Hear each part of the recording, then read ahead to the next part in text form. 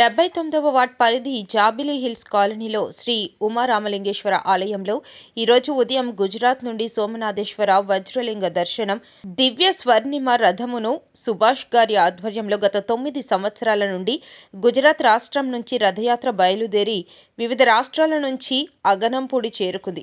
బ్రహ్మకుమారి రామలక్ష్మి గారి ఆధ్వర్యంలో ఈ రథయాత్ర ప్రారంభోత్సవాన్ని ప్రత్యేక అతిథులు గాజువాక బ్రహ్మకుమారి ఇన్ఛార్జ్ నిర్మలా కుమారి, 79 మహిళా అధ్యక్షురాలు గొల్లవిల్లి కనక భవాని, ప్రధాన అర్చకులు ఆంజనేయులు గారు మరియు రామాలయం కమిటీ వారి ఆధ్వర్యంలో ప్రత్యేక పూజలు చేశారు.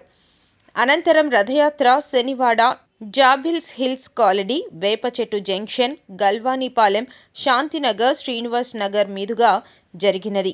ఈ కార్యక్రమంలో భక్తులు అధిక సంఖ్యలో సోమవారం దర్శించుకుని స్వామివారి తీర్థ ప్రసాదాలు స్వీకరించారు.